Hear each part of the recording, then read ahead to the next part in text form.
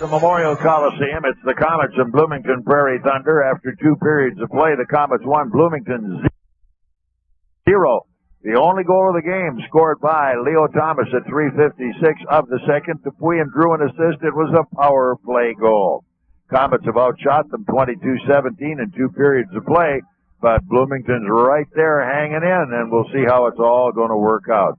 Robbie and I have been talking about kind of the way the game is being played and such stuff as that, and highlighting things. And another thing that, of course, Robbie very qualified to talk about this, the change in styles of goaltenders. You don't really see very many what you might call stand-up goaltenders anymore.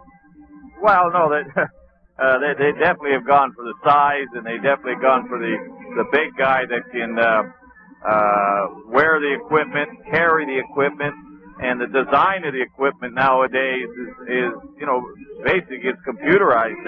They turn around, they take a big, I know the kid that they had here a few years ago, Lawson, was a big gangly goaltender, and I talked to him, and they actually took him and put him in the net and took pictures of him in his position, and saw where he was. There were holes, high top left, or between his legs, or a little bit to the left of his hip, and things like that.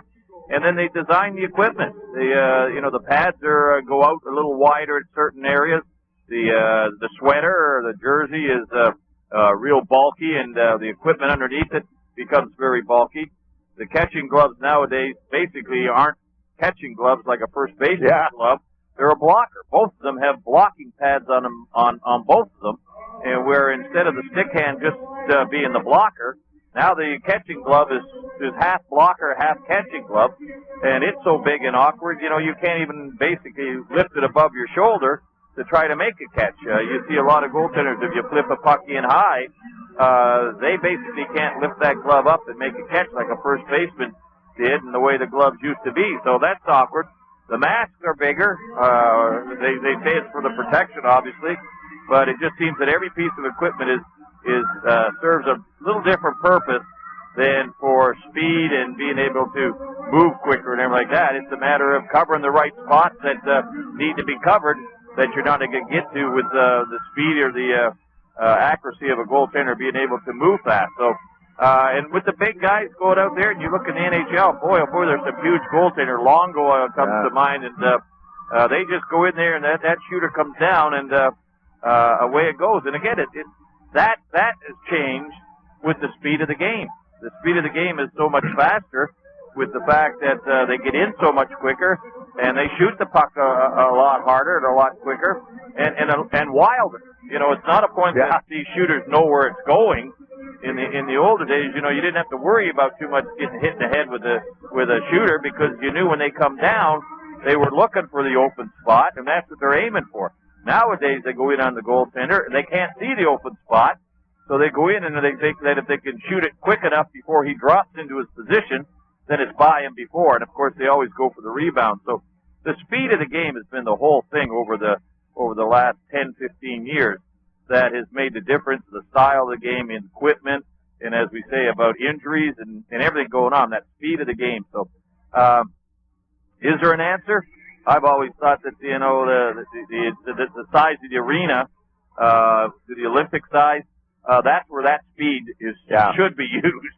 Where everybody has a little bit of room to move left or right and do things, defensive behind the net, and different little things like that. But in trying to design new buildings and everything like that, it's probably going to be an impossible thing to do. But we have to live with what we got, and the rules right now are the things that are going to try to control that's not getting out of hand. And sometimes when you start putting more rules in a game or anything like that, then of course you give people too many choices. Right, and that if any complain about watching an NHL game or obviously an IHL game, the first thing any person's going to say, the referees have too much control. They're calling too many incidental little penalties and little things. Well, the purpose behind them is to try to control and make sure anybody isn't getting out of hand, and that they've got some control of the speed of the game. One thing before we leave the goaltending situation, and Robbie was in the game at the time when they went to those banana sticks, especially guys like Makita and Hull. And of course, the Russians brought it over from Europe as well. And I guess with those huge curves, when they'd lean on one and put a slap shot, they didn't even know where it was going. Oh, no. They used to say go in a knuckleball and everything like that. And I know when Bobby Hall and Stan Mikita was the first one that did it, but Bobby Hall started too. When I was in St. Louis, I had the fortune to be with Glenn Hall. And he talked about those because they used to, Mikita and them started that just by accident. They heated a stick and all of a sudden it got this plow in it. And he would go out after practice and he would fool around with it, monkey with it, and he'd say, hey, look at this, do this. And of course, he didn't have a mask. They didn't wear masks in those days. So he said, no, I'm not getting in front of that thing. And, you could see it, Dipsy Doodle, and they would practice and fool around with Will. Mikita was able to stick handle and control the puck and do things for it. They realized there was no rule on the curve stick, so they started using them when they started to get pretty good with them. And it definitely changed the game and the aspect of the goaltender. And other than Jacques Plante coming in and using the mask and starting the mask first, the next deterrent that really brought the mask into play was the curved sticks, that the puck was doing strange things. And obviously a goaltender with that puck going that much faster with that curved stick and going that much higher, and then again the player not having the control of that stick and that shot, it became much more dangerous for a goaltender, so they were forced to put those masks on. Wow, that's the way Robbie had to live there for a while, just barely surviving. And of course, when you get to the National League level as well, the shooter has a much quicker release than you see in the minor leagues. They seem to be able to, at any point in time, they can either wind up and let her fly, or they can snap it.